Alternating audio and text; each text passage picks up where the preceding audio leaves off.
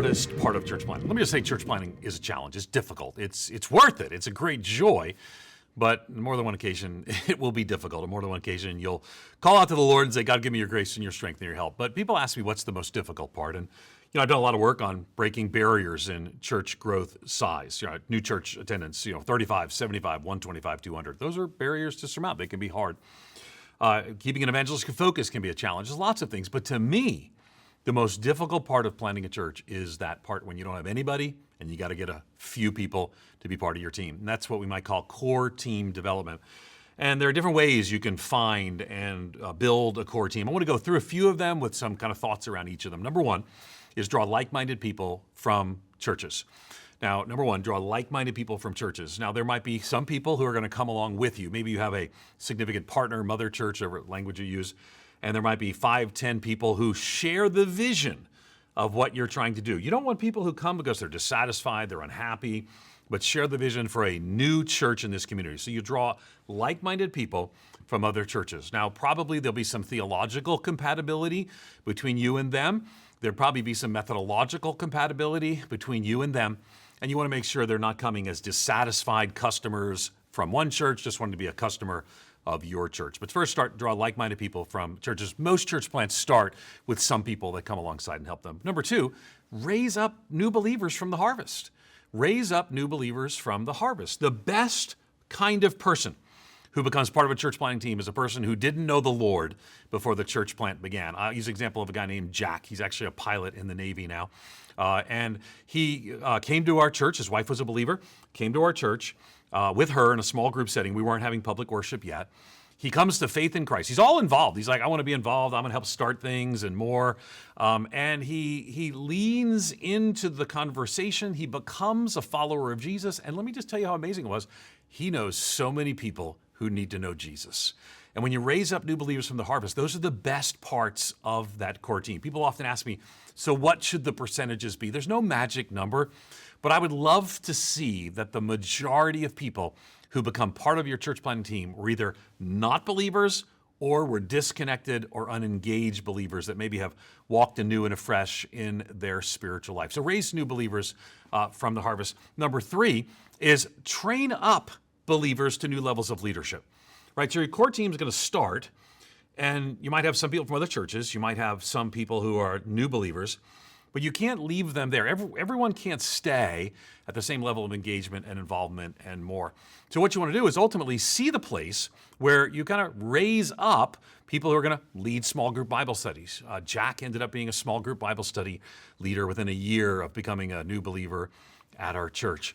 Other people who are part of different core groups that we've gone through, they themselves became key leaders in the future. One of the things we see is that there are actually different roles that you need as you begin to lead out in a church plant. And those should be people who are part of your core team, then become and engage in new levels of leadership. Number four, look for core team members to find more core team members. Look for core team members to find more core team members. I'll tell you about Pam. Pam was a new believer in our church plant, came to faith in Christ probably a year after our church began public worship. We just happened to have a conversation with Pam, and we talked about how many people were in our church because of relational connections that Pam had.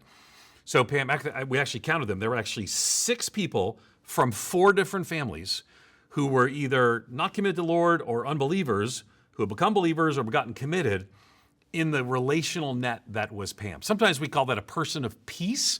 It's language that's sometimes emerged in the field of missiology, but there's that significant person who knows others, who tells others, and engages as well. Finally, on the core team, keep in mind, number 5, that core team members can be temporary.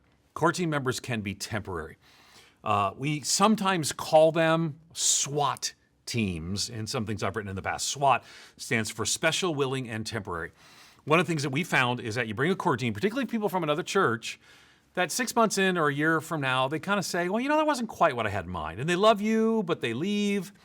So what sometimes we ask people to do is actually to make a commitment that might be for 6 months or might be for a year, so that the end result is they will actually leave at staggered times. Some might say a 6-month commitment, some a year, some 18 months.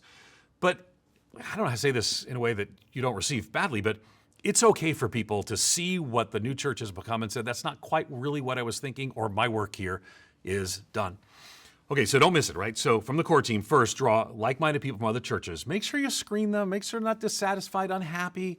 This is where people sometimes get in the wrong place with their core team, is they get frustrated. They're not raising up new believers, so they try to get more Christians. And the end result is you end up with dissatisfied people, and your church never will be evangelistic and never be multiplying. So draw like-minded people from other churches that you screen and cast a vision to, walk with, make sure it's compatible. Number two, raise new believers from the harvest. Best place to find core team members is people who didn't know the Lord or disconnected from the Lord, and you engage them afresh and anew. Number three, train up those new believers to a new level of leadership. All of them should also be number four. Core team members find more core team members who find more core team members, so they're evangelistic, so then the church is multiplying. Create a culture of multiplying disciples. You'll create a culture of multiplying churches. And remember, core members can be temporary. That's okay. You need, one author talked about these folks as like booster rockets, right? They come on, they might be part of the first phase, lifting the church plant, lifting the rocket, and they themselves then are not long-term part of it. Thank God for them. Give them place and space to transition out if that's God's calling on their lives. And let me say again, don't truncate this process. Don't rush through it. Don't do it in a haphazard way. The end result is you'll end up with a core team of people who don't share the values you want as you move forward in a church plant. Values of reaching people who don't know the Lord, values of multiplication, values of 100 other values of biblical leadership, marks of a church, and 100 other things. This is a key time. Make sure you do it right.